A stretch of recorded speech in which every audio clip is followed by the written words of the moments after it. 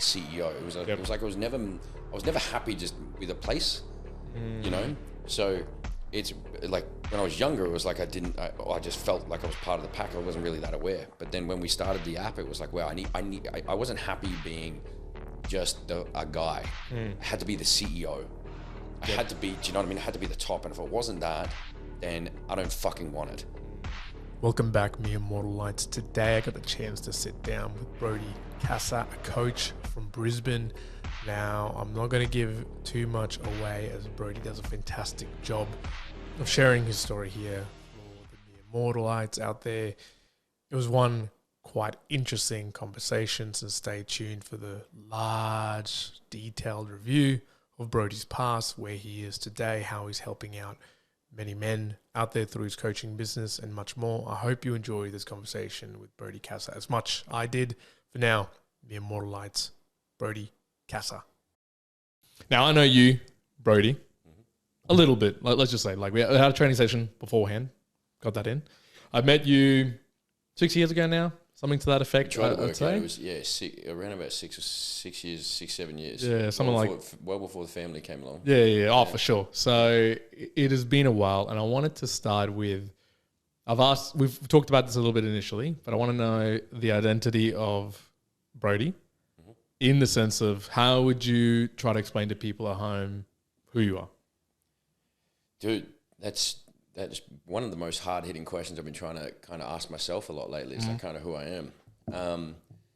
Man, I'm like every other normal-ass bloke in the world. And I really thought for a long time that I was at a disadvantage because I was, you know, where you kind of just blended in with the crowd. I'd never, through most of my life, I wasn't like, I never excelled at much through my younger years. I was just like normal, like most people.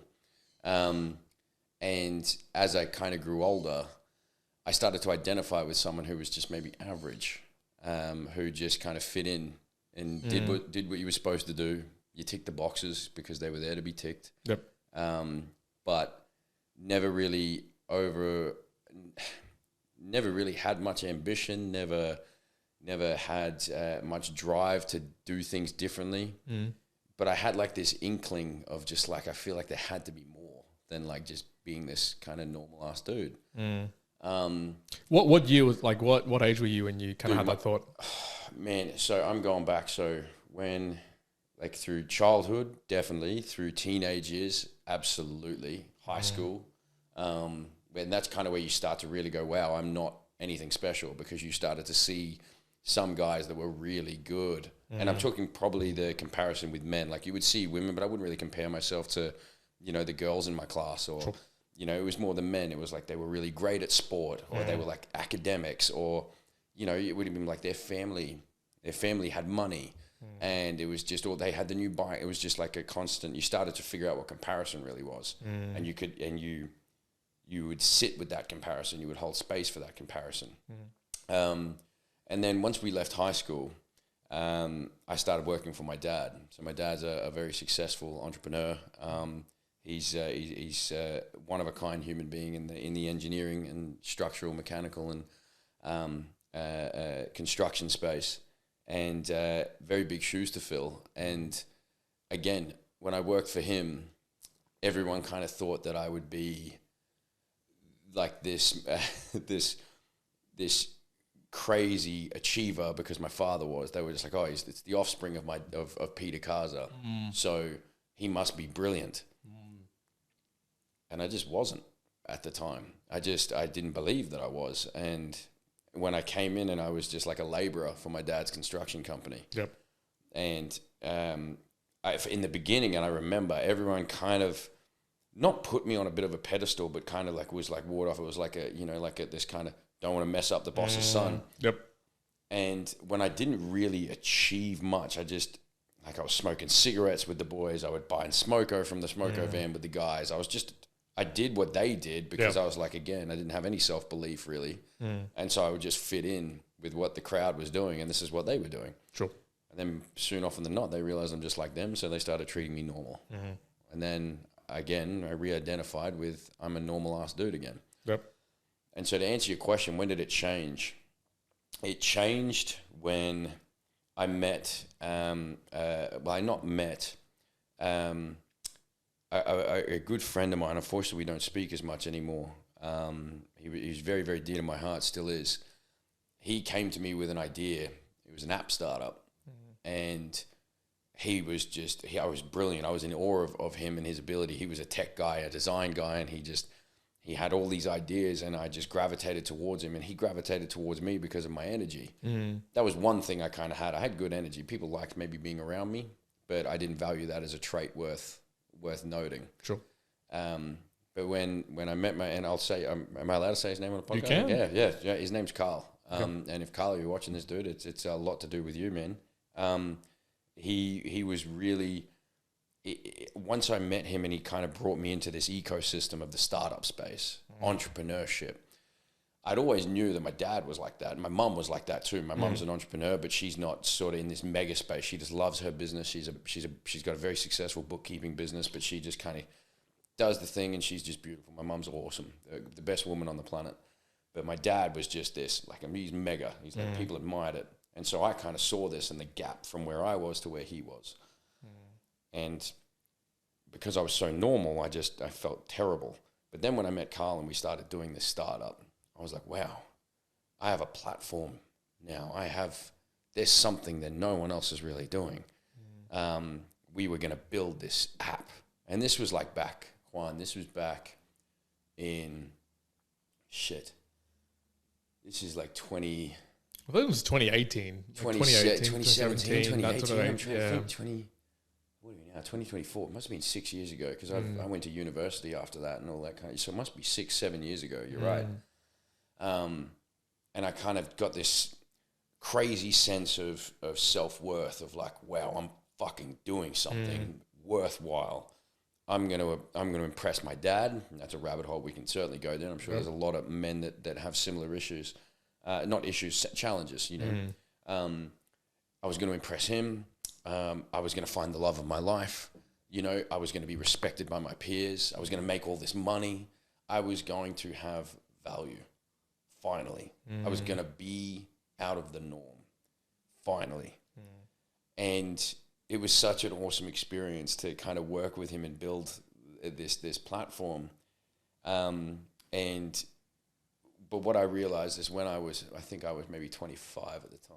Yeah, maybe 24, 25.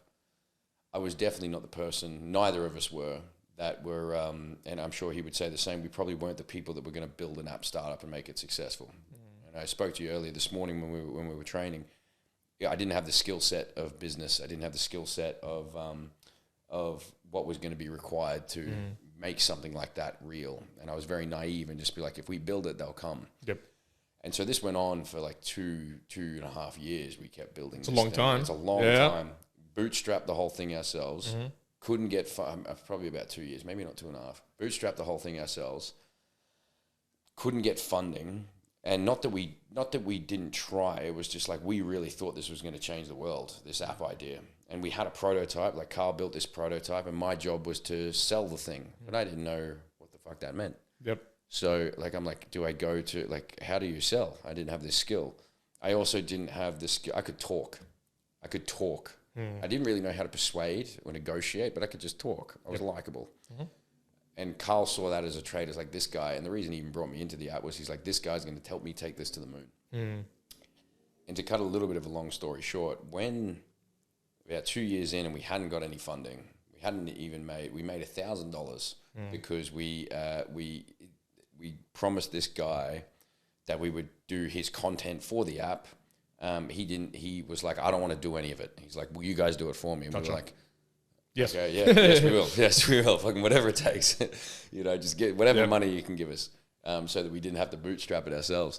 And so when 2 years got in, and then Carl started working on other projects, and I started working on other projects. I enrolled in university because it was like this. I had a boxing business on the side as well. It was because this wasn't making any money. I was still working a little bit for my dad. I had my own little boxing business because I'd been in the fitness space a long time as well at that point. I was at university. So, eventually we just started putting more energy into the other things, because like this thing was no longer filling our cup anymore. It was the excitement and enthusiasm had started to wear off. We both knew it, but both didn't want to kind of come to terms with it. And so we just didn't really talk about it. And the organism, the app was dying. The business was dying. We had a full-on company. Like we were paying ASIC fees. Like it was real, but nothing was happening. And that's when 2 years prior was like, wow, I'm going to make it. I'm going to be this. This is going to be the thing. This is going to be the thing that does it. It's going to put me on the map, and I'm just going to change the world. So then fast forward 2 years, and I think my self-worth was at its lowest, was because, wow, I failed again. I'm just a no. And then I went back to working, and I was like, wow, I can't do this. I can't figure this part out. And I didn't know why. I wasn't very self-aware at the time. I hadn't really done much personal development. I hadn't really asked for help. I hadn't got any coaching. And it was really, I guess around maybe the age of 25, 26 was really difficult time, because Carl started to excel a little bit more in the startup space. Okay. Because he was he and to this day, we don't talk as much anymore. I'm not sure what projects he's working on now, but he's a great designer, like a graphic designer, like one of the best I've seen, especially when it came to tech. So like user interface, user experience, he was brilliant at that. Gotcha. So he started to, and through the building of Dora, that was the name of the app, we met people like in the startup space. We would go to startup nights and all this kind of stuff. So he kind of lent on that network and started and got offered a really cool job, a full-time job as a graphic designer for a startup, a funded startup. Yeah. So, and I was so happy for him. I really, really was. But that destroyed me. Fucking destroyed me, Juan. Because he could do it and I couldn't. You know, he could do it and I couldn't. I couldn't figure out why. And so then this kind of... Just quickly on that one. Where was the pressure building, do you feel? Like, largely, it is an internal pressure that you're talking about around, hey, I've made it or not made it. And we'll get around to how you've helped other people in terms of coaching that as well. Yeah. But where was the driving factor that you're talking about there? Was that the direct comparison to your dad? Was it friends that you were seeing succeed? Where was probably the more overwhelming pressure coming from around kind of dictating externally what success looks like? Where it was coming. So that's a really good question. The overarching pressure came from my father. And it's not like he was like in my face all the time about it. It was just, I knew what he was and who he was and the shoes that he'd filled. And I'm his only son. I have three younger sisters. So I'm his only son and I'm the oldest as well. It was a self-proclaimed pressure, but there were times in my younger life, I'm actually working, doing a lot of internal work at the moment, where it is uncommon that there was pressure there in certain situations I'm remembering as a child. But it was not like my father was just like, fucking, you're a piece of shit, you need to do this stuff. He was a brutal boss, because when I worked for him as well, I remember I worked for him as a laborer. I ended up becoming a crane driver and all this kind of stuff through there, but he was boss first, dad second. So the relationship that fostered was like this pressure that you need to do something, son. Yep. So that's where the overarching part was. But then what really, built breadth in that gap, what widened that gap in my mind from like, wow, I'm kind of worthless and not good at anything, to like where everyone else is, was I was hanging out with like kind of successful people. And like, well, not success, like for our age, like we had guys that were starting businesses in their 20s, and this was before everything like in COVID happened, where now everyone who's 16 is starting a business. Like we were kind of early in the piece, starting businesses in our early 20s. So we kind of felt like we were different. And so the different people would hang out with the different people. But it's like, and I figured out this well late, I started to see everyone else kind of succeed at things. And my measure of success was still, to a degree that I'm working through, was always money. Because my dad is very financially driven as well. And so it was like, how much money did you make? Like how much money are you making? What could you make? What are you buying? What are you doing? Like, what are you doing with money? And so I started to see all these people, my peers and peers of peers, where I just started to feel like maybe I didn't fit in here either. Because like they were doing these things and they were moving into nicer apartments and they were buying nicer cars and all of the things that you think is success if you're from a place where I came from and what my perspective was at the time. But the to answer your question, it was that part where they started to succeed and I just seemed to lag a little bit.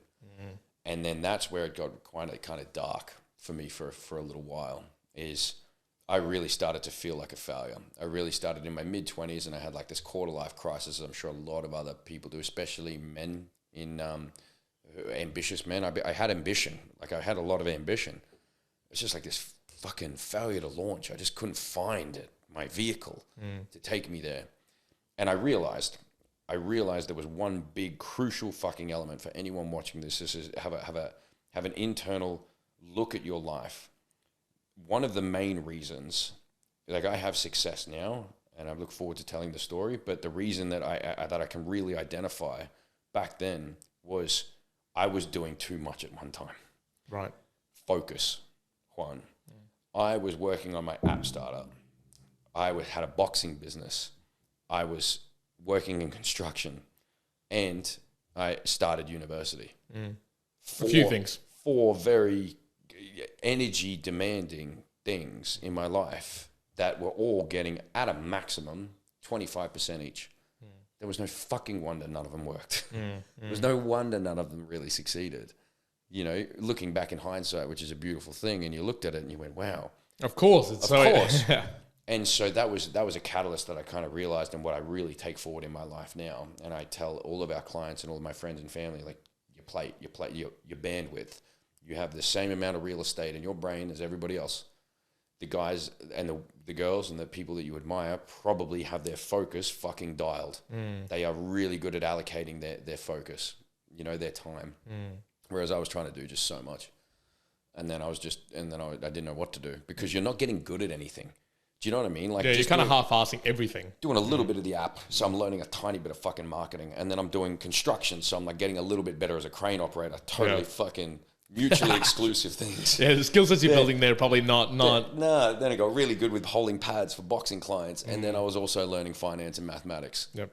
Not really, there wasn't really much cohesion in what I was doing in terms of the skills that I was trying to acquire. Not that I realized that skills was what I needed to build at the time, but yeah, it was a fucking recipe for disaster. And during that time, and let's go into the darkness a little bit. That period of the quarter life crisis that you were talking about then. Can you recall going into that sort of stage of your life, what your why was at that time for doing the things you were doing? So when you were doing 5 things at the same time, was the why simply I want to be successful, and successful here means I need to be making enough of an income and doing the things that I need to whatever, fulfill whatever that measure is? Is that what the why was? It's like you being on my shoulder. Exactly. It's not even more complicated than that. I needed to be successful to feel self-worth. I needed to find a way to make money and dude, to be honest, this probably sounds egotistical as shit. Like my family has money. It's not like we were struggling. I never struggled in my life. I never felt the effects of poverty or misfortune financially. I don't know where it kind of came. I know exactly. It came from my father. It was because that's what he valued so much. I was like, that's what I inherently became like valued from such a young age, that you do not matter to anybody unless you have success. And success in the way that I was taught and what I saw was through financial and respect. And my dad is we're Italians, right? I don't know if you can tell from my nose on this camera, right? We're old school Italians. My dad is a very big, heavy, very, very well respected, but also direct Italian. Right. And so he strikes fear into people. And not that he intentionally does this. If my dad ever watches this, which I don't think he's in the podcast, or maybe he's not, maybe he won't, but he has this ability to do that. And so I would see that. I was like, wow, I've got to do that too. I need to be a fucking CEO. It was like I was never happy just with a place, So it's like when I was younger, it was like I just felt like I was part of the pack. I wasn't really that aware. But then when we started the app, it was like, wow, I wasn't happy being just a guy. I had to be the CEO. I had to be, do you know what I mean? I had to be the top. And if it wasn't that, then I don't fucking want it. Or it doesn't matter. It's not important enough. So you literally hit the nail on the head. The why was the darkness came from, wow, you've tried. And in hindsight, you tried for 2.5, 3 years. And you tried a couple of different things. You're finding your fucking feet in your 20s, and everything feels like it's an absolute catastrophe. The world's ending in your 20s. But in the moment, absolutely, it was very valid to me. But the darkness really came from when these things weren't working. It was like everything that I was trying wasn't working. I failed at personal training. That's like when I was younger, I tried to be a personal trainer, failed at that. Then I was working with my dad. Didn't really amount to much there. The app didn't amount to much there. Or like I started a cleaning business with another mate who, again, the gym cleaning business. I think that was also when you and I were talking back then. He's hyper successful. A buddy of mine, Nathan, one of the most awesome human beings I've ever met. Again, had very similar traits to my father. Very, very success driven. Very well respected. Very hardworking. Nothing would ever stand in his way. I was like, how the fuck do I be like that? That's what it's going to take. But I just wasn't. I wasn't that kind of person. And and it's funny in hindsight now, I realized maybe this has become my superpower, is I'm not like that. That's why I found success now. I stopped trying to be like them and more like you, more like me. And well, what happens? You fucking end up finding what you need. But it was dark, dude. I don't ever think I went to like suicidal thoughts. It wasn't that dark for me because I had so much love still. My family loved me. I had a girlfriend at the time who was amazing. I had this love and appreciation. I have nice guy syndrome, so I was liked by a lot of people. I had a lot of friends. So it's not like I didn't feel love from people. It was just I couldn't find the sense of self-worth. And this went on for a long time. It changed. Something changed when I stopped everything. The app failed. I told my dad that I didn't want to be in construction anymore because it was just never going to be for me. Sure. And PT, I just kind of kept on the side because I just loved fitness. I'd always been a healthy and fit dude, and I just had this little PT business, had a couple of clients. Yep.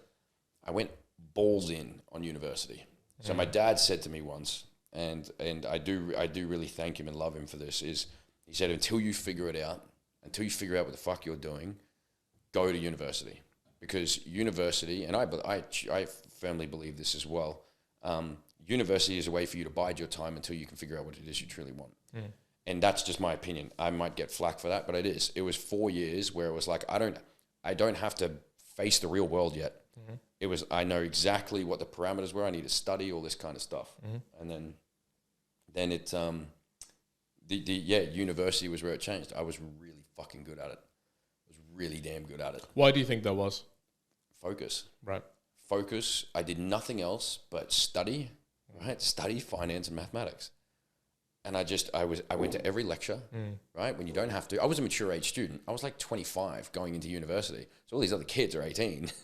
And so that was a little bit of a bridge to get over. But then I would go to every lecture. I would go to every tutorial. I would go in on weekends. I would study. And I fuck you not, Juan. Like, I don't know if you know how the universities, you probably do, right? The university system is a GPA in Australia out of 7. Like, I got straight 7s. Straight fucking 7s, right? For 3.5 years. There was one lecturer that gave me a 6. Otherwise, my GPA would have been 7.0. Yeah. So he was staring you at the face, focus all of a sudden, providing to you the success that you were almost lusting for such a long time. Correct.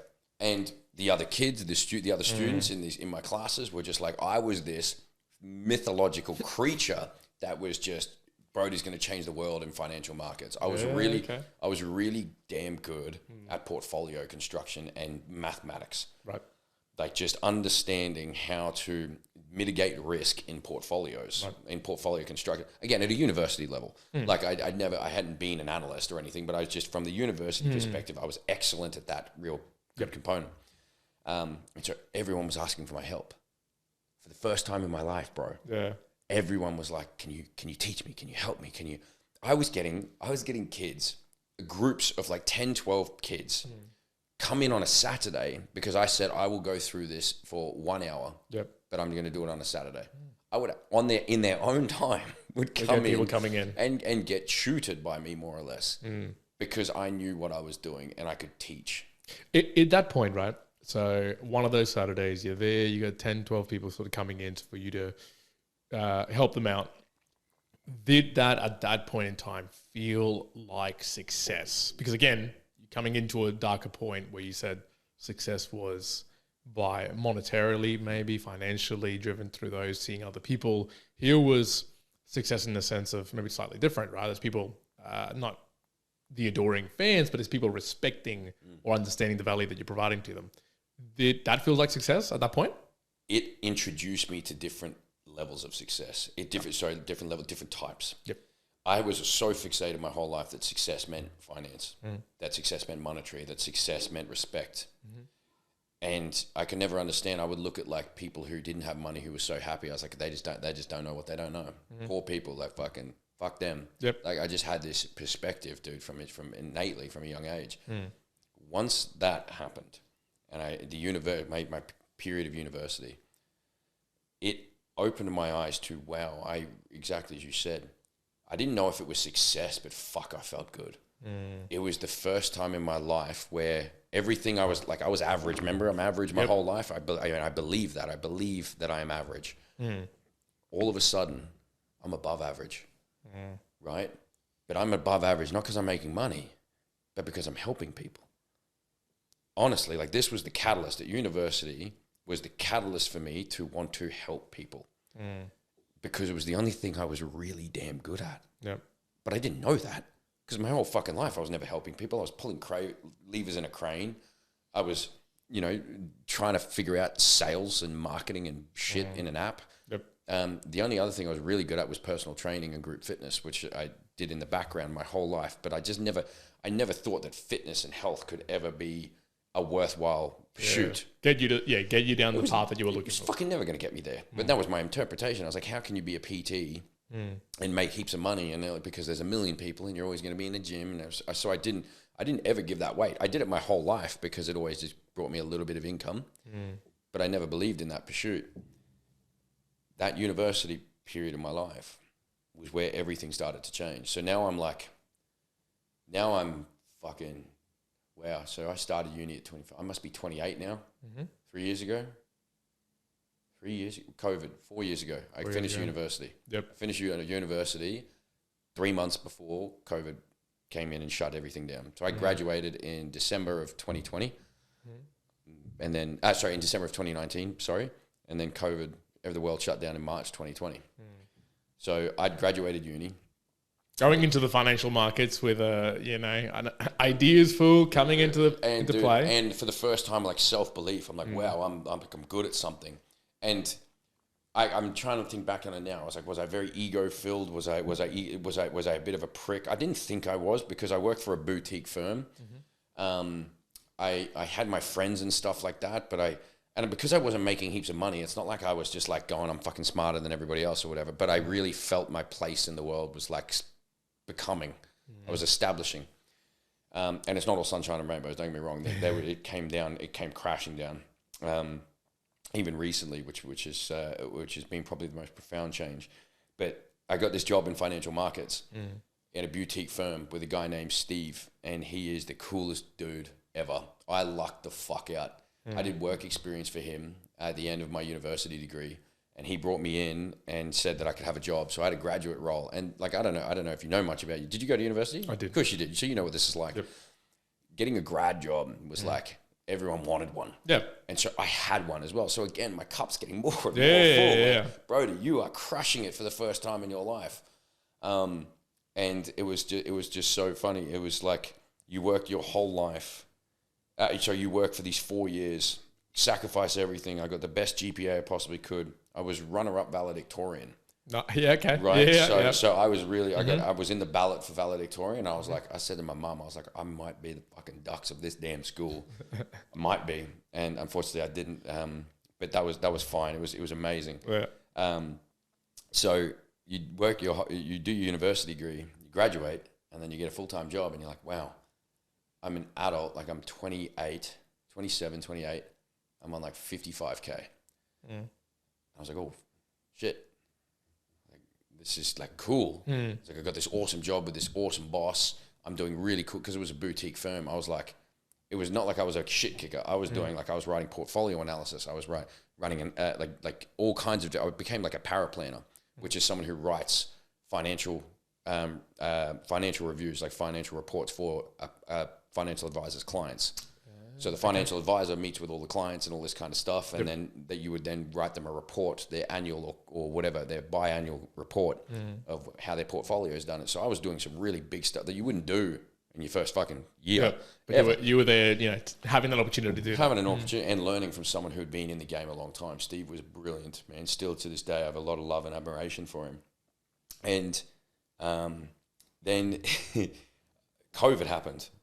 And what was so profound about that experience was I was a new kid, right? With in the whole world shit itself, and financial markets. If you know anything about financial markets, anybody watching this, you would know that on the 23rd of March, life changed forever, and the markets shut down, right? And so for a market to shut down, for them to stop trading, it has to be catastrophic. And I'm sitting here at work as a new financial advisor. Like I'm not a financial advisor. I'm just I'm just a little financial advisor's assistant. Because to be a financial advisor, you got to go on and do further study. And you just watched. And my boss, Steve, is just in fucking awe. But the crazy part was in that experience, I learned so much incredible things in like 12 months because the world shit itself, and I understood what companies were succeeding through this period, what companies were failing, how people were positioned with their cash, with their assets, with all these kinds of different nuance of like what was making the successful and what was weaning out these other players. But the other part was in the role that I was working for Steve, we would meet clients all the time. That's what a financial advisor does. You manage people's money. I'm sitting at a table just like this with dudes worth $100 million. And I'm giving them feedback about their football portfolio. And Steve's like, he's awesome, man. He was like inviting me in, like, do you have any questions for Juan, Brodie? And I'm like sitting here just like, I have no idea what to ask. But then eventually I got my confidence. I would ask questions about business. And so I started to learn a little bit more just about like how the successful were becoming successful. But this amazing experience that I was on came to an end at the end of 2020 because I just felt like I wasn't in the right place. I was wearing a suit to work every day, and that was never me. The horizon, and you and I spoke about this earlier, the linear progression of salary in a corporate world, it's like you got to be exceptional at what you do, know somebody, or do like insurmountable amounts of extra study to get extra qualifications to progress in a non-linear fashion, to jump. Otherwise, it's like 55K. 60. It's bounded and progressive in a linear fashion. Correct. And I sort of looked at this and I was meeting all these people who had success and they all had businesses. And so I'm sitting here managing the business owner's money, but I'm not the business owner. And it was like this, it's like something just didn't compute. I was like, what? I'm in the wrong place. It's like, if I want to be because my ambition never left. It's not like I didn't still want the financial and the success. It was just, I was kind of content with like, I'm helping people, I'm learning. I really took a back seat and I was like, all right, I need to learn skills. It was like kind of Alex Hormozy was coming on the scene and like it hit home about skills are what you need and all this kind of stuff. And so I was like, right, I'm going to learn skills. But yeah, 12 months in, I just went, I don't think this is for me. I just don't think, dude, tears. I'm an emotional person. Like I'm born in July, man. I'm a Cancer. I wear my heart on my sleeve. It was a really emotional time because I had this boss, this opportunity, and like I went to uni for 4 years and it was the one thing I was good at. And it was like, you're about to throw all of this away, Brodie. the great boss who cares for you. It's like the father. And my dad won't even, if he ever watches this, won't be upset. It was the father that I never had because he was very nurturing. My father's not nurturing. He's straight down the fucking line. Steve was so nurturing, loving and caring. I had consistent income. It wasn't a lot, but I had consistent income. I was good at my job. I was valued. I had a lot of responsibility. I was helping people as well. All of these amazing things that I thought I wanted. And, you know, the sunk cost fallacy. I spent 4 years studying for this fucking No way can I get away from this. I was like, what are you doing? 4 years of your life, you're going to throw this away, dude? Like, how could you?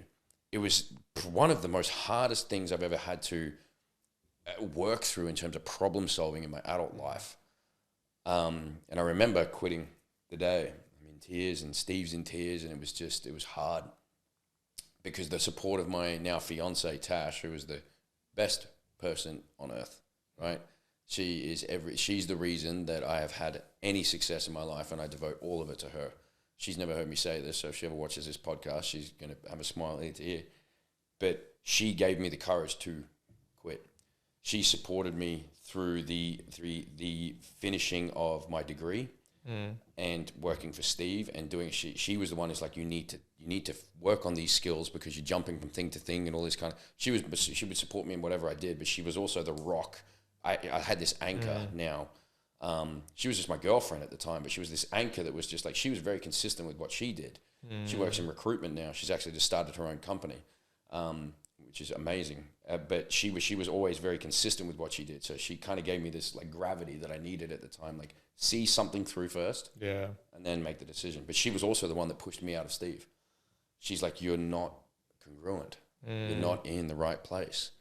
This isn't you. You're too good at helping people, and like you love like health and fitness, and you love being outside. You don't wear a suit every day. It's not you. And so I was coming home like, you know, I had a good day at work, but I was also like not fulfilled. And so I'm living with my girlfriend, and she's just like, I would talk to her about like, maybe I should do something else. I can't do it. Don't worry about it. And then eventually she goes, Brodie, fucking quit. I was like, don't be stupid. What am I going to do? She's like, fuck it. She's like, you still have it. Because when I was making the 55, 60K a year, I had to go and do some boxing to subsidize the income that I was just not making. So I had like 3 or 4 clients. Funny part was during COVID, when the whole world shut down and gyms shut and all of this kind of stuff, there was this weird gray area that Palaszczuk just let people in Queensland do, which was you can do one-on-one outdoor PT and not have to wear no mask, and you're allowed to do it, and the cops can't arrest you and all this. So I was already doing this. I had like 4 clients that I was seeing on a weekly basis. It wasn't until I was like ready to leave Steve's at the end of 2020. There was this like I should have, in hindsight, I was like, I should have fucking started it earlier, but I just didn't have the balls, the courage. But when I quit Steve, Tash is like, go all in on the boxing. Go all in. She's like, we lived in Kangaroo Point, which is where I met you. And I was boxing at Kangaroo Point Cliffs, right? And so I had this area that was just like kind of untouched, and it was a main thoroughfare between the north side of Brisbane and the south side, so I could have clients, anybody who lived in any part of Brisbane, because it was right next to the, it wasn't like it was like in the sticks that people wouldn't travel to. It was central. It was fucking central as. And so I'm kind of sitting there, and Tash told me to quit, and I quit, and then I shit the bed. Like I've never shit the bed in my life. I've never had so much panic, anxiety, stress. I didn't sleep for a week. But then this was like, I literally had a look at it just before we got on this podcast. The very first video I ever posted was in my 1-bedroom apartment. Tash and I had to move out of everything. So when I quit my job, we had to move out of the place that we were in, move into a 1-bedroom, 1-bathroom, 1 car park unit for $300 a week between us. It was the smallest place we'd ever lived in, and we loved it. We fucking loved it. But it was like, Juan, it was no bigger than, it was like probably twice the size. I'm not shitting you, bro. It was twice the size of the room we're in right now. Wow. The whole room. The bedroom was in the kitchen. The bathroom was next to the fucking the balcony. Like it was the smallest thing you'd ever seen, but it was all we could afford, and it was central so that Tash could get to work because she worked in the city, and you can do it, and I could do this boxing thing. And so I started making videos. All of a sudden, I was like, okay, fuck, I've got like 3 or 4 clients. I'm making like $150 a week, cash. cash. I was making $150 a week cash at the age of 28. Yep. No way, whichever way you split that up. Doesn't matter who the fuck you are, dude. Yep. It's like, okay, dude, you either have to make this work or we're kind of fucked. Kind of fucked. You always knew that you had, and this is where I'm blessed. I'm so blessed, and I really do need to take this into consideration. My family, like, it's like you knew that if everything went to shit, you had family, there's friends, a backstop. and there's a backstop. Yep. And so I kind of took at it with a level of but I never relied on that. Like never in my fucking life, even to this goddamn day, that I've never relied on anyone else or wanted to rely on anyone else. My dad has always helped us when we were kids, but in my adult life, it's like, no, I want to do this on my own. So that was just like out of the question. Yep. But you knew you could possibly take just maybe a little bit of an extra risk than maybe someone who doesn't have that advantage to maybe do something like this. So we went all in. I started making videos on Instagram. They were fucking terrible. And dude, if I bring them up, like if you scrolled right back through my Instagram, I have my old iPhone, like 11, and I'm sitting there in front of a whiteboard, and I have no idea between like aspect ratios and shit. So I'm shooting it in wide when I should be shooting it here. Yep. My face is this big, and you can't see the writing that I'm putting on a whiteboard, and I'm doing these things like this, trying to demonstrate that I know what I'm fucking doing. And it's like, come and do some boxing shit. This is how, adenosine triphosphate works. Like this is like all these other things. Because I was just fascinated. Fitness was one thing that I just was. You had. I was really good at it. It's just one thing I maintained. We did.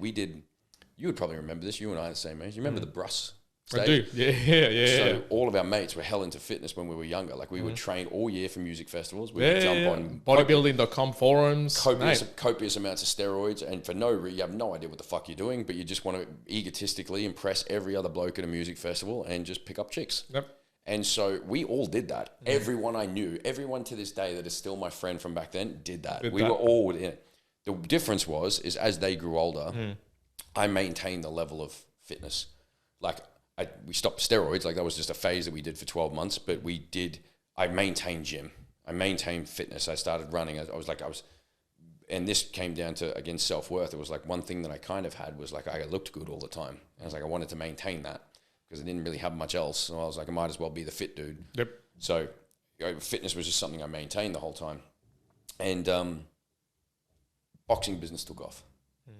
Holy fuck, dude, boxing business took off. And it was what, 4 to 5 to 40 people? Fucking 38 people or some shit. Like I was doing like 6, 7, and these are all half an hour sessions, right? For $50 a session. Right at some point. So again, I'm making $150 a week for like a month, bro. Like we're in so far in the red. Like I had to sell my Hilux and buy a Holden Barina. Like we consolidated our lives, Tash and I, like fucking crazy people.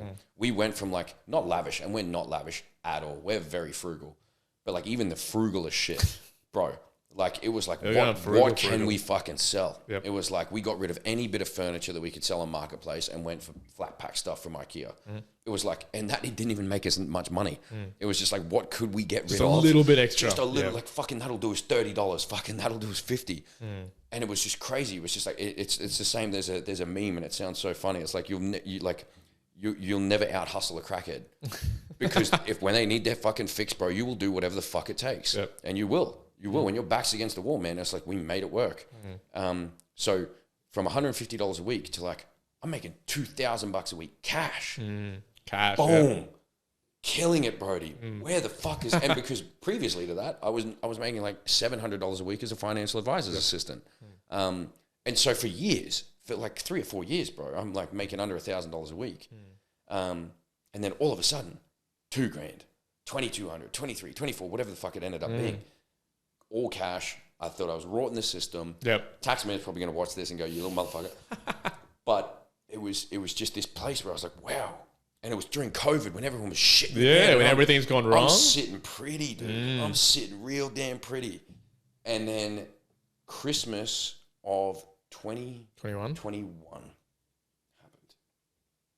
This is where it got probably the darkest it ever got for me, dude. It's funny, right? It's just, I feel like everyone is like it's the roller coaster of life. Yeah, that, bro. It is just that. But it's like the more I started to achieve, it was like the more the what's the expression? The more the mountains started, like the more I started to climb and achieve, the deeper the valleys were too. Yep. Do you know what I mean? It was like, in the early days, it was like my losses were kind of like, whatever the fuck. I didn't really have much. But the more you make, I was like, wow, I'm making fucking $2.5 grand a week. And then Christmas happened. Yep. And the precipice, you see it over the, like you come over the hill and you go. Like, and you never know where that climax is. You never know when it's the day or the week or the month or whatever the fuck it is. Yep. Everyone goes on holidays. It was my first year in business. It was the first business I had that ever made $1. I had an ABN that was making money. Yeah. But I was declaring nothing because I was cash. There was a little bit. I had like 1 or 2 dudes on direct debit so that I could just write everything off through the business. Sure. Right? I'm talking my gym memberships. I'm talking fucking supplements. Everything. Off. Christmas 2021 comes around. Everyone goes on holidays. My whole roster gone from, like, I'm talking, bro, in the space of like, I think it was 10 or 11 days. And I remember saying this to Tash because I'm like hyperventilating.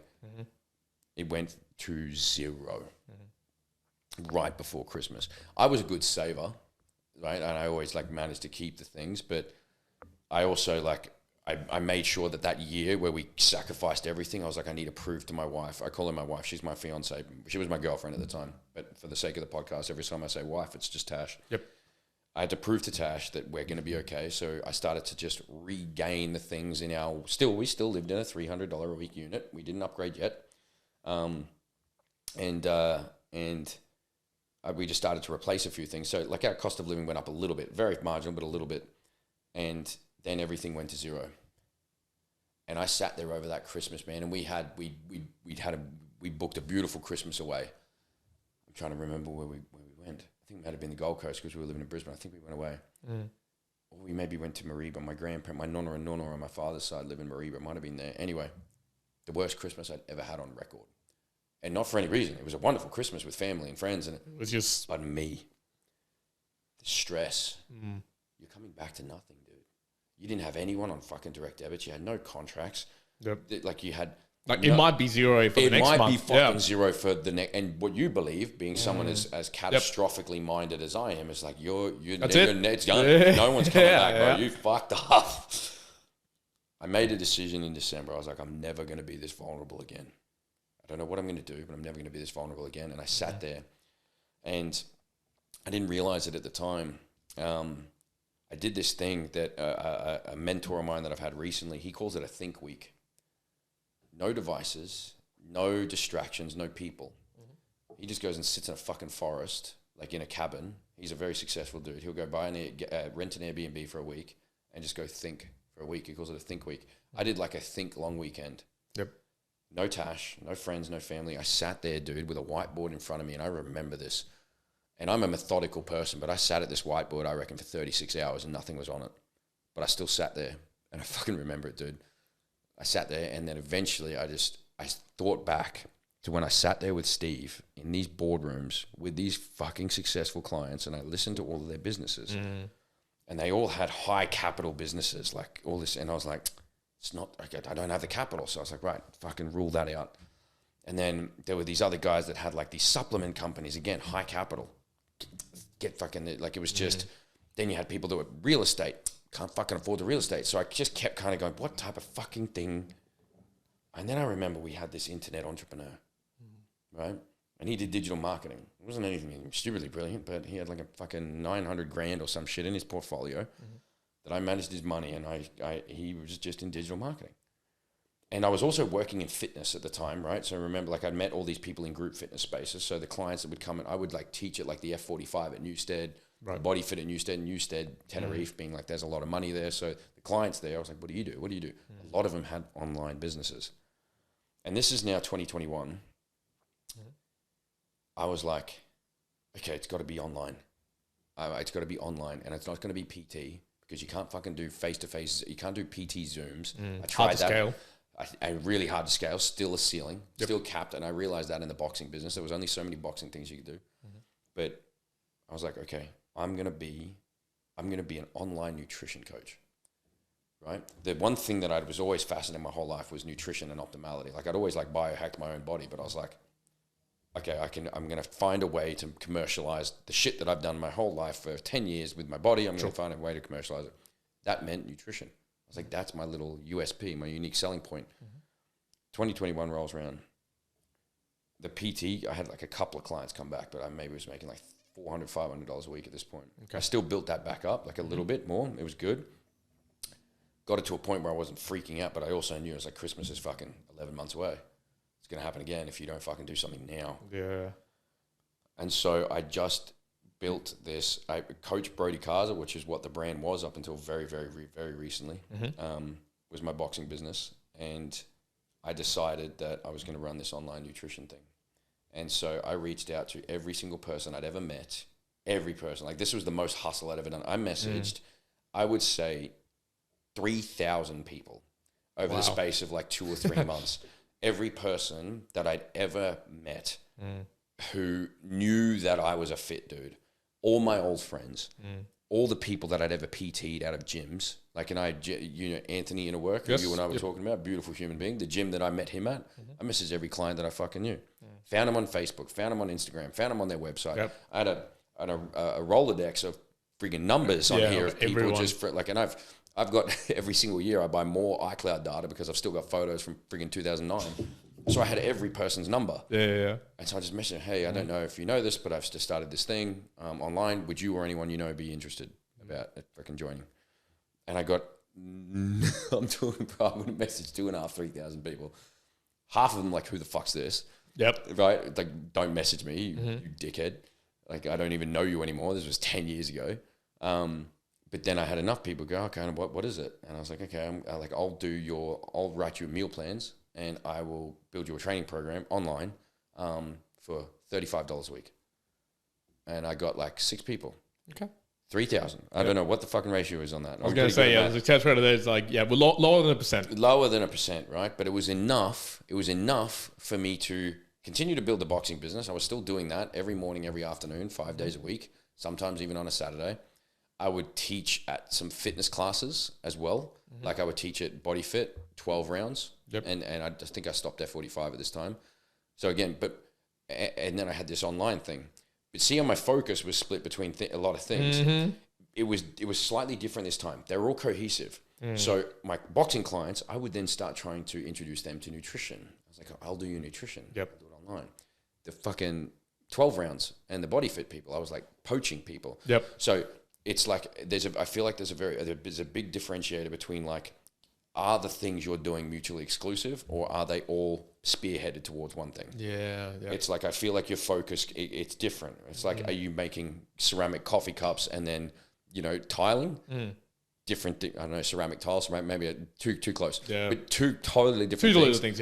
Or can you spearhead maybe a couple of things until you kind of figure out which thing's has the most weight? Are they congruent with each other, that they're all building upon each other? Correct. Or are you just pulling your energy in different scenarios? Or are you just hedging your bets, which is what I was fucking doing in 2004. That's what's actually, interestingly, that's what's coming in my mind when you're talking about the financial stuff, which is, I follow a guy, Ray Dalio, and around the financial distribution of the assets. And if you have, I think it's 12 and above, then you have enough of a distribution of risk and whatnot. But we're talking assets and financial things. Here we're talking your energy expenditure to either your skill sets or your passions and whatnot. And it's different there. It's actually, no, you want them to be congruent with each other. You want them to overlap and be able to build upon that. Well, with Ray Dalio's things, you're spreading, you're diversifying your risk across a select set of assets that all belong to the same product. They're a financial asset. They're a stock. They're all the same in terms of their makeup. Doing things that are completely mutually exclusive, I feel as though your focus is combative. And that's what it was for me when I was 24, whatever that was, 2017, 18. Here, I was still doing 3 or 4 things. And again, none of them really grew quickly because you still have 20% of your focus across 4 or 5 things. But they started to kind of leverage each other without me even intentionally. I didn't know what the fuck leverage was at the time. But then this online thing started to kind of grow a little bit more. So I was like, okay, sweet, I can give away. Now this is like, dude, this is only, we're 2024. I'm talking 3 years ago. 2020, mid 2021. So 2.5 years ago. I quit 12 rounds. I quit Body Fit. And I still did the boxing. And then I had enough people where I was like making $1,000 a week. So I'm making $4,000 a month online. I'm an internet entrepreneur. I figured out how to fucking do it. And then but nothing, I was still getting up at 3:30 in the morning, every morning for like a PT client at fucking 5:15. And then I would work all morning until 10, whatever I could. Then I would do my programming. I would train myself, and then I would go and do hours in the afternoon PT again. All for myself. Like I worked 100% for myself. Yep. But I'm doing like 80-hour weeks, and still like it was 80-hour weeks for like maybe $1,800 or something like that. So it was still like I'm just like, fuck, now I'm exhausted. Yeah. But I worked for myself. I worked for myself. Like that's an achievement, but I didn't feel it. Yep. I didn't feel it. It still wasn't this thing. Yeah, you're fulfilling aspects of it, and one of the things that's been roaming my mind when we get to it is it wasn't enough. Still wasn't enough, right? It didn't matter. It didn't matter what the fuck it was. It still wasn't enough. Yep. And then the craziest thing happened, and I can't believe I'm actually wearing his shirt today. A buddy of mine, Harry, who you should definitely get on your podcast. He's one of the best human beings I've ever met in my life. He's the one who invited me on his podcast, the first podcast. Right, Inertia Fitness? Inertia. Harry Giorgio came to me with an offer. He was consulting for Fit As FK in Kangaroo Point. And Macca, I don't know if you know Macca, Macaulay Ryan. Beautiful. Oh, yeah, runner. Great, yes. Yeah, runner. Beautiful dude. He said, hey, man, I've got this guy named Harry who is looking for a gym manager at Fit As. Would be happy for me to introduce? And again, I was still then at the point like, oh, shiny object syndrome. Like the lady in the red dress. I was like, oh, this could be a fucking another thing. Yep. Maybe this, because the online wasn't taking off. The PT wasn't taking off. So, like, of course, you get, like, this wandering eye. It's like, oh, fucking another Of course, pro. what else is there? What else is there, right? Now people are sorting after me a little bit. It's so funny to think about. But I met with Harry, and he offered me this gym role. I said, no, dude, it's just not for me. And I told him a little bit about what I did. And he said, well, funny you should say what you're saying. I'm actually developing with a friend of mine. It wasn't Inertia. This other startup called Wellness, right? Right, okay. It was a gym. Yep. It was a multi-modality friggin' gym setup. So you would have functional gym, meditation, yoga, Pilates, swimming. Like you had all these things under one roof because everyone was doing so much group fitness. And you would pay $200, $300 a week because you wanted a little bit of a sauna, you wanted a little bit of yoga. A little bit of everything. They would do it under one roof. The concept was sick. Yep. And I was exceptional at group fitness. I'd always done group fitness. So I was like, Harry goes, would you be interested in being the program coordinator? And I was like, ooh, that's a title I've never had before. Let's fucking see what this is. Yeah. Put a lot of effort and energy into this thing. There was the CEO, his name was Ross. Unfortunately, he's, I won't talk ill of him, but he was ill-equipped to lead this business. And it ended up failing very, very fast. But in the pursuit of going for that, it's funny, everything happens for a reason. I really believe this shit. It never feels like at the time, but it happens exactly the way it was supposed to. I had to give up my boxing business to put enough time into wellness. Yeah. And boxing was something that I loved, and it was so consistent. It was just like no matter what, it was like I was always going to make $1,000 a week or whatever, and it was easy for me. It was easy, but I was trading time for money still. And then when this wellness thing came up, it was like, okay, you either do wellness or you do boxing. The online thing, I could do that in my own time. I could do that at night. But you had to drop the boxing. I had to drop the boxing because I needed to be at this gym that we didn't have. Sure. It was just like planning. So I told all my clients, hey, I'm going to do this project. This is the end. Unfortunately, it's been amazing, but we're going to end on October 1st, 2022. That's the date. Yep. Because that's when we were going to get this lease for this gym. Little did I know, little Rossi hadn't fucking raised any money, and we didn't have a lease, and everything was very grey, and it was a total, absolute clusterfuck. And then I was like, what the fuck? Because I was promised $140,000 salary. And I was like, big jump. Big jump from like working for yourself, where like every single week is like you could make $2,000 a week or 600, and then fucking 2.5, and then it was just so. And I was like, wow, finally some stability. But it was a big jump, and it was like, wow, I get to create again. I'm back in the startup ecosystem. Like I get to go, because I love doing that with Carl. There was probably the most profound that was the catalyst in my life that made me love business, was like creating and helping and being a part of something. Kind of the energy that it gave you at the same time as well. Exactly. And I was working for myself so much that I was like, wow, I get to have business partners and like share the load, and maybe everything doesn't fall out. There was heaps of benefits to doing this wellness thing, because it was like, wow, these guys who know what they're doing, they're going to fucking show me the path, the golden road to success. And then it turned to shit. But I'd already told them my boxing clients that I'm leaving. And so I was now filthy at that point. I'm like, again, the roller coaster. Fucking back down here again. Back down here again. And it just felt like every fucking 3 to 6 months. Bless my wife, man. Why the fuck she's remained true to me? Yeah, she's looking over like, man, here we go again. She's like, what is this cunt do? Sorry, what is this dickhead doing? Figure it out, dude. Figure it out. And it's not that she cared what I was doing. She didn't care that I was jumping. It was like your headspace, your mind. You can't have, and bless her, she never told me this, and I know this is how she felt because we've spoken about it now that we're in a really good place. But it was like, you need to figure this out, because every time something goes wrong in your life, you sink lower than anybody else. I've never seen someone sink so low. Yeah.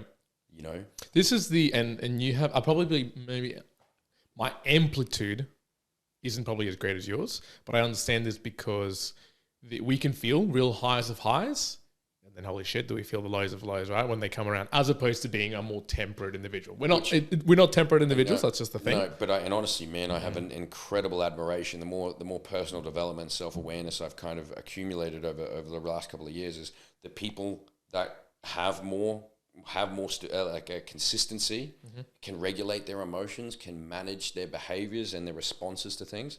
They are the real winners. Because life doesn't matter a fuck who you are. Bro, you're not special. No one is. And I firmly believe this. Your problems aren't either. Everyone's got them. Right? It's... Well, and this is, I mean, the way that you're presenting the stories, I'm loving it. And I'm going to just jump forward. And the reason you're saying that, which is of interest as people are listening to this, is, you're coaching. You're still coached now, right?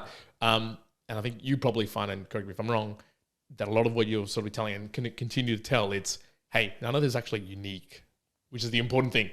It feels unique to the individual, the stresses, the suffering. It feels like it's the thing that's going to defeat you.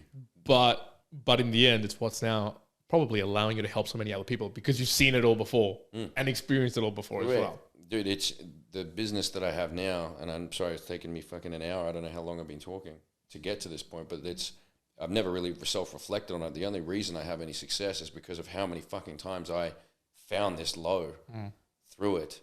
But take me back. We're gonna finish the story. We're very close now, because now we're only 18 months ago. When the wellness thing finished, I looked at Tash one day and I went, "You really got to figure this out this time. Otherwise, it's like you go get a job. You go get a job. Entrepreneurship isn't for you. You don't have the mental resilience anymore to go through this amount of stress." And I convinced myself of this story, and I'm sure every entrepreneur probably goes through this. It's just not for you, dude. Quit. And you think about quitting all the fucking time. I'm sure you've been there a million times yourself. Every person does, not just entrepreneurs, but everyone. And I started to go a little bit harder in the paint. I started to I didn't have now the boxing. So again, I regained another big chunk of focus. I didn't realize this at the time, but that's what I didn't have the boxing, didn't have wellness, didn't have fucking university, I didn't have construction, I didn't have anything. I had one business, one thing. And I went all in on this one thing. Every single day, 7 days a week, I would work on this thing. I would figure out how to be a better coach, how to make more better programs, how I would do more sales, do more marketing. The biggest catalyst as well, I recommend this to everybody. If you're thinking of starting a business, go get coaching from someone who's done what you want to do. And so that's what I did. I got a coach who was really successful in the nutrition space for men, which is where I wanted to go. And I worked with him. And he was brilliant. Really, really cool dude. His name's Aaron Straker, for anyone wondering. Brilliant human being. Taught me so much. And I mimicked his business. I almost copy-pasted his systems, his processes, because I was like, wow, this guy's got it going on. He's working. I can see the gaps from where my business was to that. And that changed a lot. That allowed me to then go, right. It allowed me to stop focusing on the fluff, which is like the perfect website and the perfect logo, and it's like sales and marketing. It's like you need more clients in order for you to keep this business afloat. It's an organism that has a life force. To feed that life force, you need revenue, and revenue comes from sales and marketing. So now that I learned all this stuff from Aaron about how to make the business okay, like at least a good delivery, a good product, I was a good coach. I felt like I was a really good coach because of exactly what we've spoken about the last hour. Is I knew where these men were coming from, these people that I was coaching were coming from, because they felt these lows. And they knew what a high felt like, but they felt these fucking lows, and they felt their lack of self-worth. And whether it just was fitness, it was like they'd done 6-week challenges or 12-week challenges, failed. They tried an online, training program, failed. They went and tried CrossFit, that hurt their fucking back, failed. So they were used to what I was used to, just in their own way, in their own journey. And so the coaching part was really, really solid, but I just didn't know how to get clients. And then pretty much from that point, I've never taken on anything else. And that was now 2023, end of 2022, start of 2023. I never took on another project. I still haven't to this day. Wow. Okay. And I have been offered projects, and I've thought of projects, and I do these things, and I still have the shiny object syndrome, the lady in the red dress, everything. And bless my Tash's brother, whose name's Ben. He's one of my greatest mentors, my brother-in-law. He constantly reminds me of the lady in the red dress and where I came from and all this. And I have other mentors, business coaches that I'm now invested in. They said all the same thing. Really reiterated every thought that I never really had at the time. Focus. I found my level of success. I'm now uncovering for the first time in my life. Because of everything that I just self-reflected on then. I haven't done that before. So thank you for allowing me to do that in this space. That was amazing. But it's like in hindsight, it's a beautiful thing. It's like there's no fucking way on earth I could ever do what I'm doing now for the men that we coach, the people that we serve. If I didn't do all that shit, fucking start, quit, fail, cry, think negative, like go dark. Like I just don't, for me, that's just my journey. Maybe not everyone's is the same, but I was never going to get to here if I hadn't gone through that. Everything happened for a fucking reason. And that's the thing. It's you are able to better serve people now by, unfortunately, or maybe fortunately, the life that you led, right? And again, you were putting yourself in talking through this. You were at a different position when you were doing the initial startup with Carl. Of course, you could have been a different person and maybe you would have succeeded, but then you wouldn't be the person today who's doing the things that you're doing now, right? Looking at today then, taking us on that full journey, which I do appreciate that. Does today look like enough for you? Because the word enough is a very interesting one, depending on what you look like, what success looks like. It is. So does today's Brodie see what he's doing now as enough, or is the growth mindset still in, no, there's more unexplored territory here for me to be truly fulfilled in this particular space of life? I'll be totally honest with you. It's still not enough. Still not. However,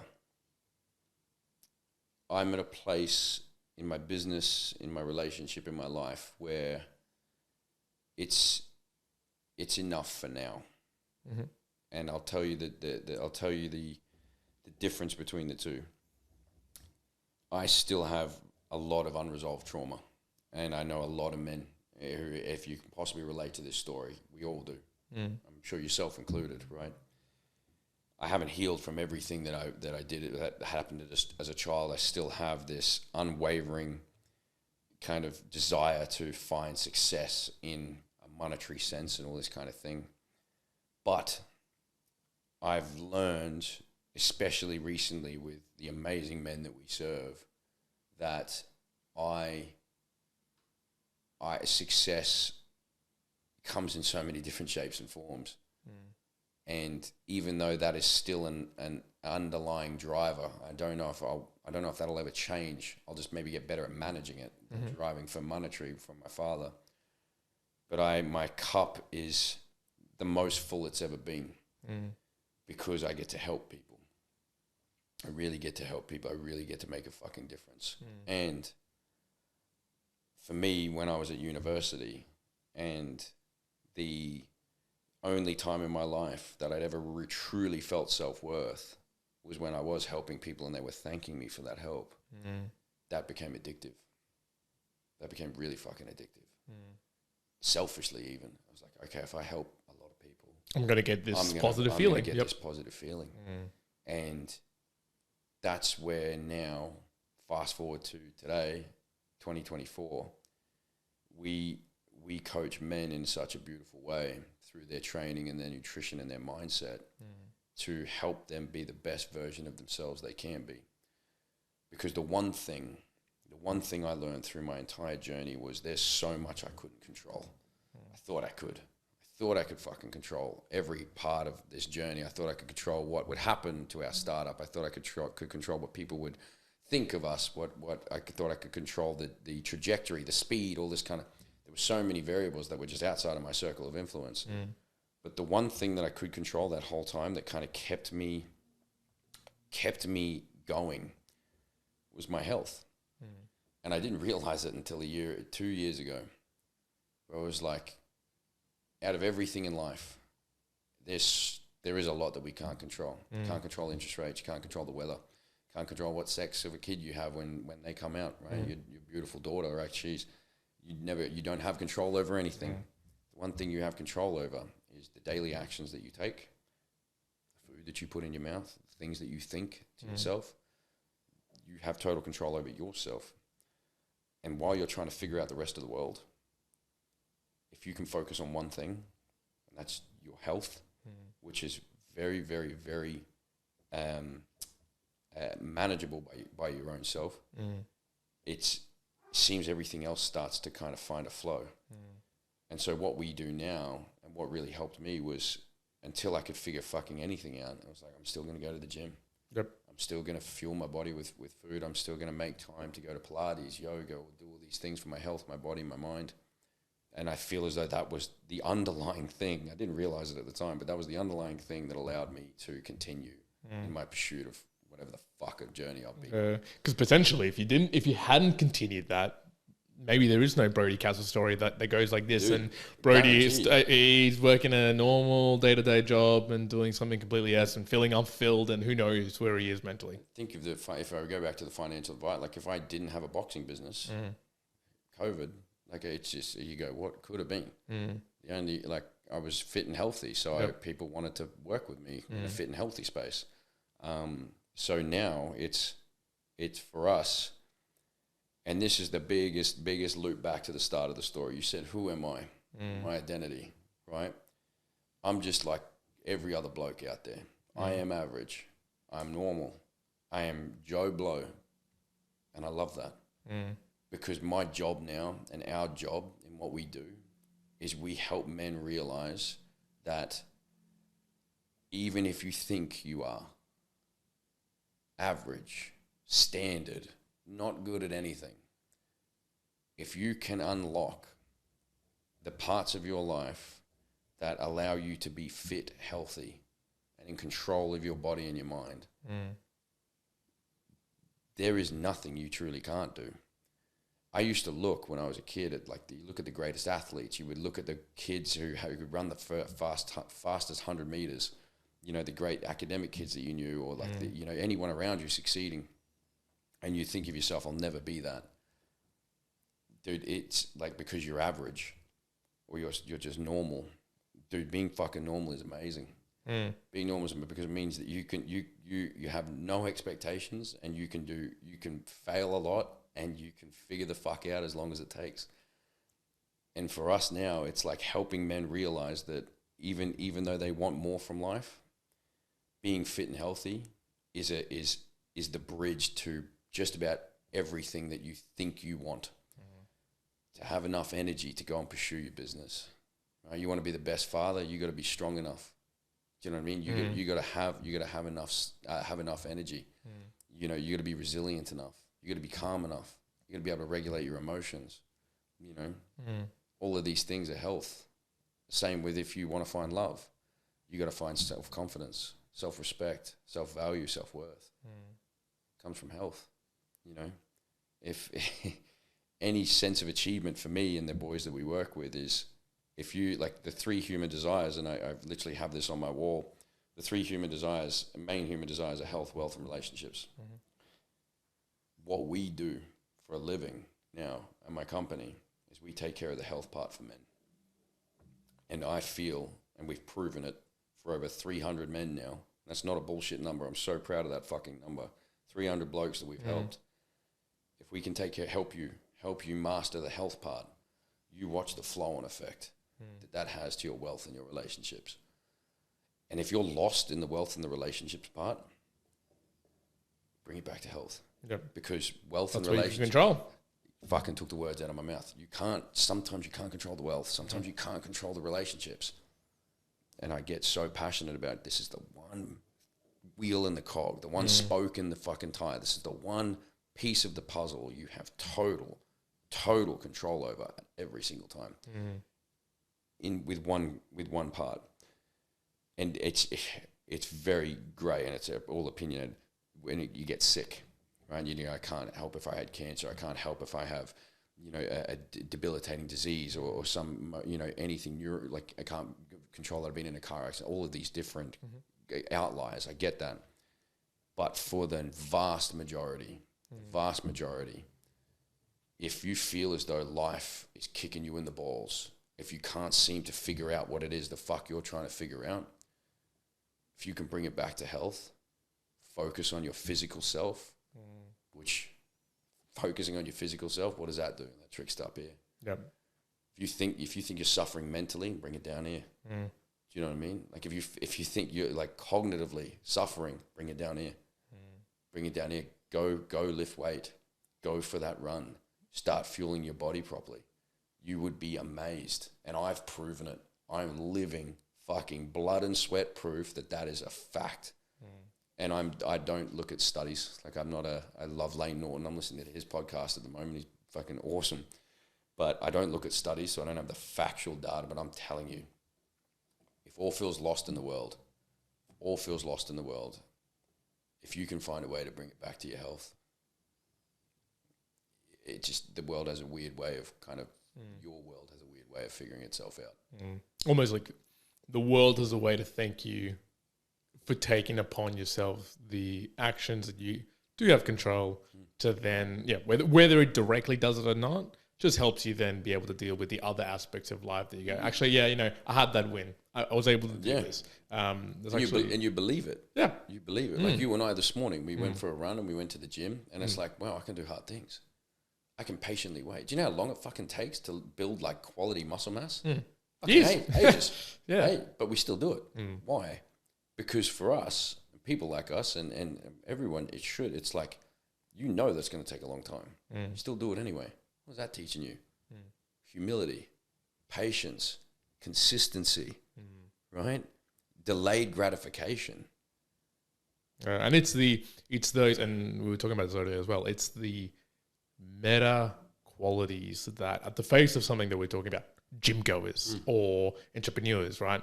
There are underlying real great qualities which enable you to, while you might still be what you want kind of call quote unquote average, it is almost these superhuman, superhero qualities of, discipline, humbleness, being patient, that allow you to then find success, whatever that might look like. Again, it doesn't have to be financial.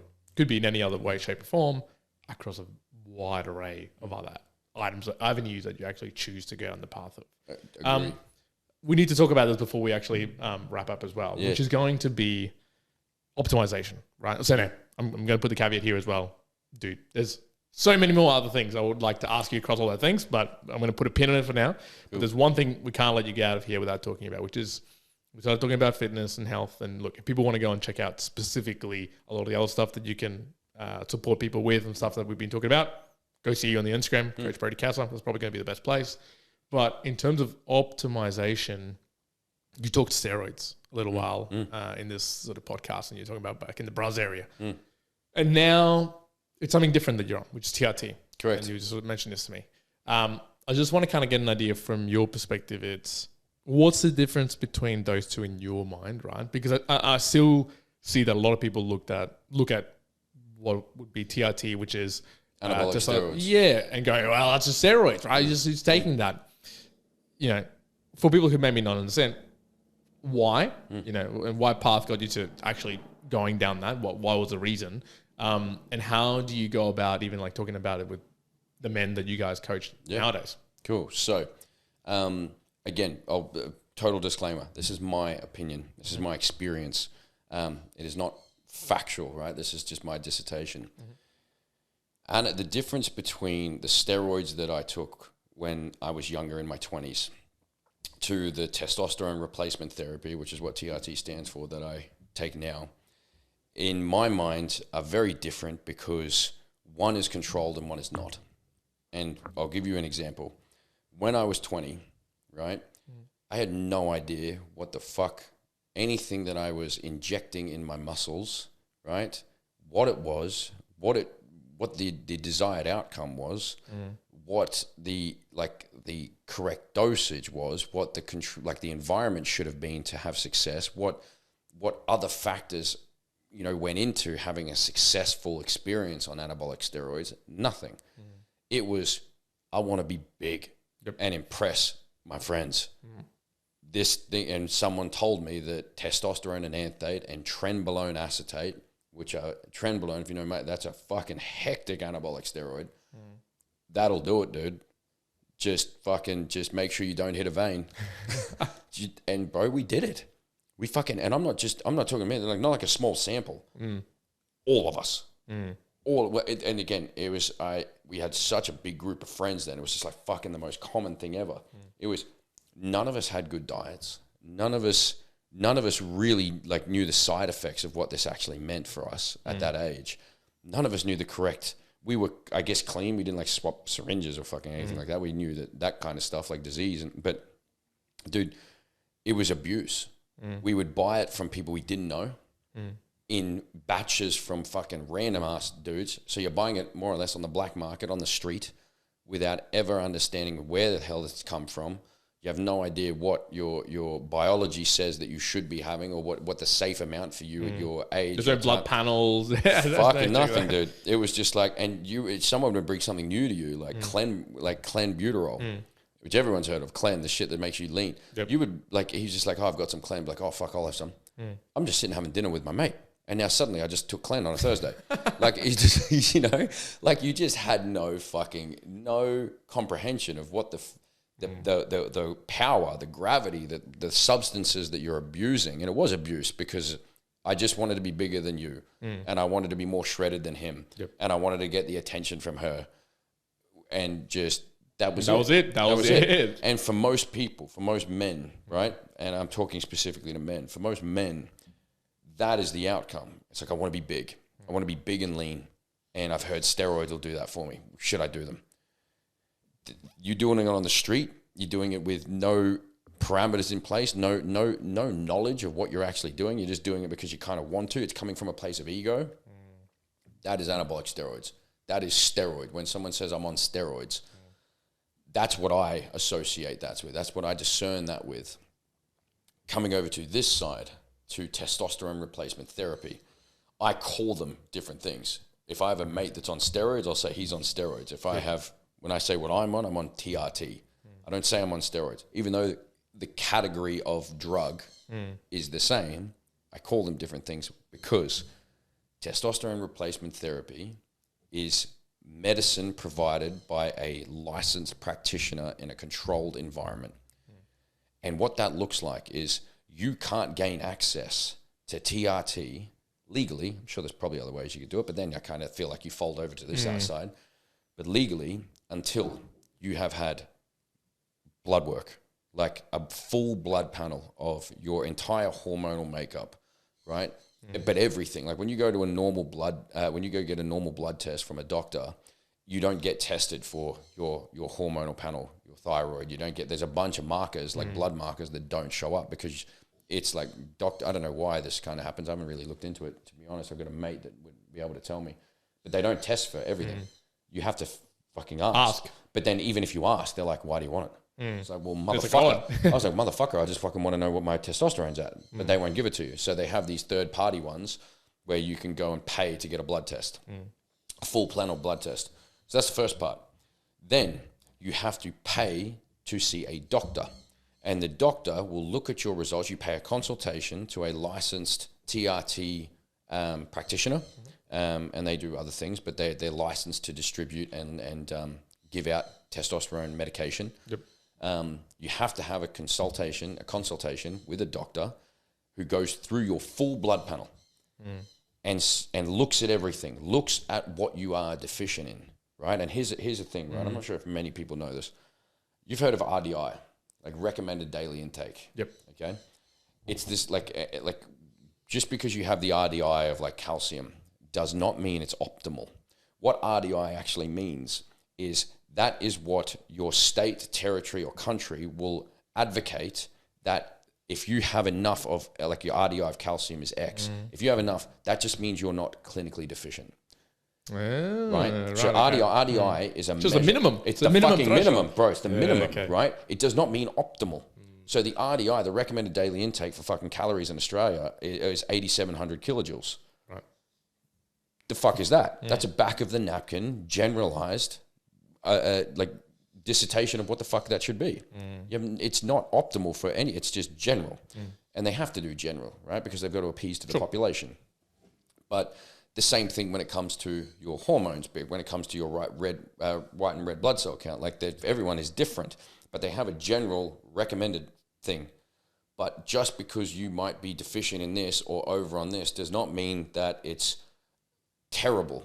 So being able to interpret blood work is what your doctor will do, what we do as well for our clients to a degree. Like, again, we never do it in replacement of a doctor, but we help them understand their blood work and all that kind of stuff, and what nutrition can help appease in whatever their blood work kind of suggests. But like, I was so low in testosterone that the doctor kind of had like a look in his eye, like, why are you taking this long to fucking reach out? Wow. Yeah. Okay. Right. And this, and interestingly, it probably, when you look back, would have exhibited itself in the story that you just told throughout. But I don't know when it happened, right? It could have happened as a result of the anabolic steroids when I was younger. But a big thing with testosterone, and there's so many studies that have proven, like stress, lack of sleep. My journey through entrepreneurship, what the fuck do you think happened? Yeah. High stress, low sleep for chronically for years, as well as like I'd still go to the gym, so I would still have chronic muscular fatigue and inflammation, which can also affect testosterone. It improves it, but can also diminish it as well. Yep. Malnutrition at certain times in my life because I was so stressed and anxious, all these kinds of things. But the other part is like the biggest thing, and coming back to the difference, is in order to have TRT, you have to go through this very stringent process of acquiring it. And then you go, once you got your blood work, the doctor goes, right, Brodie, we recommend that you have this type of testosterone because there's different types. In this amount, because there's different dosages, different efficacies, different ways of taking it. In this way, so you can do intramuscular, which is injecting into the muscle, or subcutaneous, which is injecting into your fat, for different reasons. Yep. You're educated on what the fuck you should be doing. And the goal for me, Juan, was I don't want to be the jackedest motherfucker there ever was anymore. I want more performance from my physique. I want more performance cognitively. I want better sleep. I want to be horny again. And I've spoken to my wife. I told her that maybe on this podcast we were talking about, bro, my libido was so goddamn low that I couldn't figure out why I couldn't get an erection at certain times of my like adult life. Yep. I've talked to my men about this. Like, I don't know if you remember, if you're happy to, when was the last time that you woke up with like hectic morning glory? Like remember when you were 20, right? It's just like fucking boom, wood every single morning. Not enough. Yeah, not as often for sure. But you never noticed when it stopped, did you? Right? It's like that. Like these kind of symptoms is what I was trying to address. It's like I want my wife to feel loved for this hormonal imbalance that I have, that I don't feel desired or desiring of anybody. Right? I wasn't recovering properly from my workouts, and training was my favorite thing in the fucking world ever. It's my favorite thing in the damn world, is putting strain on my physical body. But I was under recovered. I was also underperforming. Like I wouldn't achieve as much through like vigorous, stringent programming of weight training and all these kind of stimulus I was putting in my body. And like my sleep was so bad. Like I'm sleeping 3 hours a night, dude, chronically. And I'm coaching men on how to have better sleep. You know, I'm sure we'd have to catch up for another time. That's a whole another kettle of fish that I'm uncovering at the moment in my life. But just all these disadvantages that I didn't understand were disadvantages. I was just like, fucking the way it is, dude. Yep. Same as men's mentality. I rub some dirt in it, fucking just get back to work. You know what I mean? Yeah. Dude, it's like, and the way I describe it to our men is like, it's an analogy. It's a poor analogy, but it works. It's like a car, right? It's like we get one vehicle to take us through life. One vehicle. That's our body. It's a vessel. We get one. And two parts to this. The pre-frame. If you knew when you were 6 years old, Juan, that your father or some figure in your life or whoever it was said, Juan, I'm going to give you this car, but you only get one. You know, like you get it for the rest of your life, dude. You're not allowed to trade this in. You're not allowed to upgrade. You're fucking not allowed to do anything. All you're allowed to do is service it and look after it. And it has to take you until your last breath on this earth. How fucking well would you look after that? Yeah, exactly. Very well. It's your body. That's the pre-frame, right? And we don't. We abuse the living fuck out of our vehicles, out of our cars. But you know the stupid part, the absolute naivety, the audacity that human beings have. We expect Ferrari performance, Lamborghini performance from our cars, but we're putting fucking E10 fuel in, or worse, sausage rolls and ice breaks. Do you understand do you understand the distortion here? We want to be better fathers. We want to be better entrepreneurs. We want to be better husbands, better leaders, better men, better sons. We want to be better. And I feel as though every single person in the world wants to be better. It's an innate human desire. Like you want to improvement. But under the hood, you are fueling, for years you've been chronically fueling your body with absolute shit. What do you think that does to your engine? What do you think that does to your ability for your vehicle to operate, right? That is what your biology is, right? So the aesthetics is the car, it's the windows, it's the windscreen, it's the exhaust, it's the tires, all the exterior, all the fucking beautiful. Under the hood, that's your biology. And if you don't, imagine if you knew yourself in your own, and you knew this, that you had a disadvantage in your car, right? No matter what way it got there, it was leaking. It was leaking oil, whatever the fuck analogy you want to put. One of the pistons wasn't fucking firing off. And legally, you could fix it, right? By just going and speaking to a doctor, that you could address this to now get your car back to running the best it ever has, completely legally, right? Achievably, with very minimal side effects, right? And you're choosing not to do it for a bunch of different reasons. That ego, you're cheating, you're on fucking steroids, right? Too much pride, whatever. I want to do it without it. Again, ego. It's fear. Fear of the side, fear of what could happen, right? Like misinformation or lack of knowledge. You don't understand it. So you again, fear. But us in my right mind are chasing optimality. If you knew that you were at a disadvantage and you could change that, why the fuck wouldn't you? And so I knew, but I didn't know. And now I'm telling you, 99% of men don't know. Don't know that either. Don't know. And I'm here, like one of my biggest passions now is helping men just not get on TRT. It's not what we do. We're not a fucking TRT fucking advocate. But what I am is go look at your engine at whatever age you are, especially over the age of 30. Up until the age of 30, it's like, and again, I don't specialize with men under the age of 30. We definitely have a lot of clients that are under the age of 30, but from 30 and up is like that's where I'm stepping into my life now, in my early 30s, moving into my mid 30s, is you got to look under the hood, because it doesn't matter what the fuck you do externally, internally, if you're at a disadvantage, dude, you're pushing shit uphill. You're at a conscious disadvantage. And if you chase optimality, which I know you do, and I know the men that, like a lot of the men that I hope listen to this go get your blood work. Like if you need to, your doctor says, man, you would have immense benefit from being on testosterone and anthate, which is what I'm on, right? I'm on 250 milligrams of testosterone and anthate. When I was a kid, I was on Test 350, so 350 milligrams of like 3 different types of test. Decadurabolin, which it just makes you big and fat and puffy. Clenbuterol, stanozol, trenbolone acetate. Jesus. Oh, there's fucking more. I said decadurabolin. Sus 250. I did everything that I could get my fucking hands on. And I'm 4 times the size of what I am now. Now, don't get me wrong, right? Coming back to this, that's the difference. True. That's the difference between steroids and this. But people go, oh, dude, you're still big. Yes, I am. Because I train hard as a motherfucker now. But now I'm back on par. I'm back on par with every other man that doesn't have a hormonal imbalance. Now, I'm not saying that I'm better than anybody else, and you can call me anyone. It doesn't hurt my feelings at all. It's everyone's own interpretation. But I saw that I was struggling. I was suffering. I was at a disadvantage for all the things that I wanted to be, and I found a legal, safe, and controlled way to address that, and that is through testosterone replacement therapy. And I am a massive advocate for it.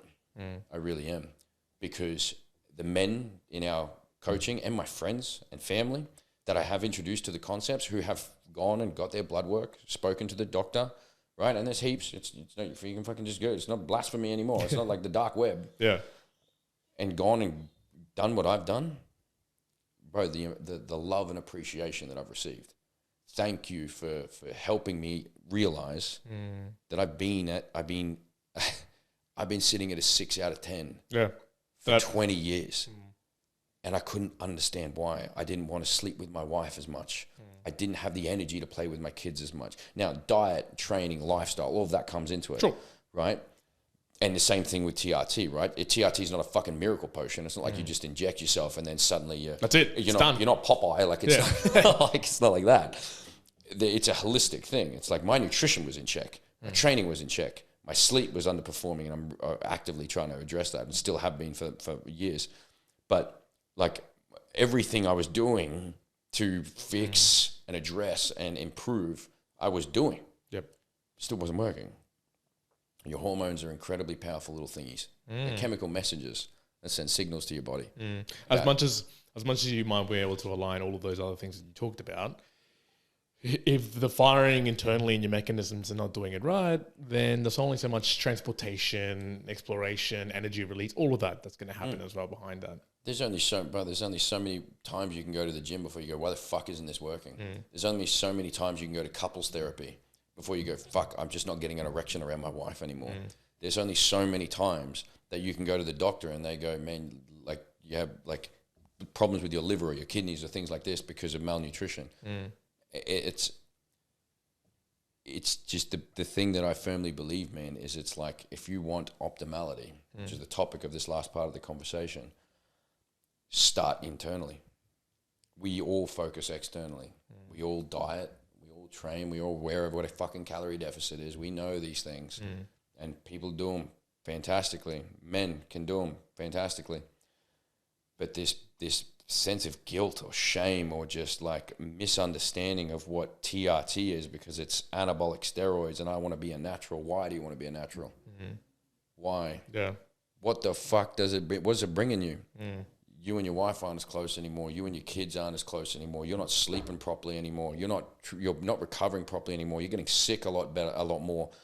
But you're fucking natural, bro. Sick. Stick to that. Yeah. You know, so.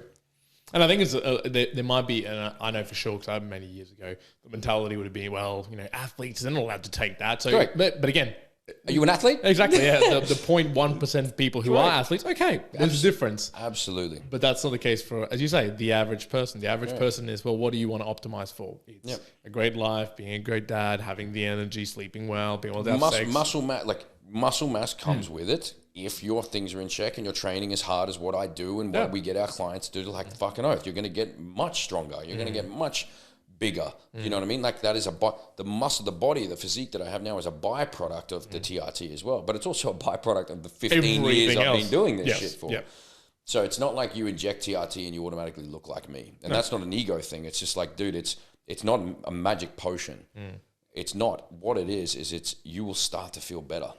You'll just start to go, you start to just have a bit more energy, a little bit more bounce, a little bit more kick, a little bit more motivation suddenly, a little bit more enthusiasm.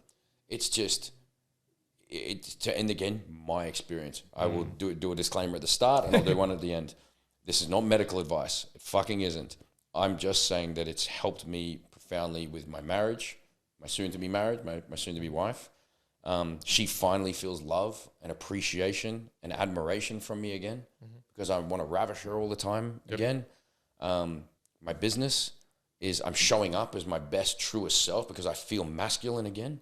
So I'm coaching men on like finding their masculine power amidst nutrition training, right? Stepping into their best self. But I'm doing that in a very convincing way because I believe myself that I'm a man and that I'm masculine. Like it's the benefits just for me have been profound. And I've never shared publicly that I'm on TRT. It's the first time ever.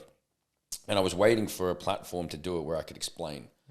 And not because I cared what people think. I do, actually. That's a lie. I did care. I do care what people think. But I want to come at it from a lens where it's like, man, if you knew that you could improve and free yourself from suffering, pain, discomfort, the disadvantages that you've been feeling, you could do it in a way that was safe and manageable. And I'm just like, as a man, dude, each to their own. But I'm like, fuck, I'm going all in. Yeah, going all in. I love that, Brodie, dude. Appreciate you chatting with us. Honestly, Pleasure. I think we're gonna have you back on because there's a whole host of other stuff, man. But again, we've been sharing it. Coach Brodie Casa on Instagram. It's probably gonna be the best place to actually reach you as well. Yep. Look, dude, we're gonna chat again. I think there's a lot of other topics, but for now, really have appreciated, man. Thank you. Big love, dude. It's been amazing being on here. You run a really, really good show, and it's a pleasure to be a part of it. Thank you.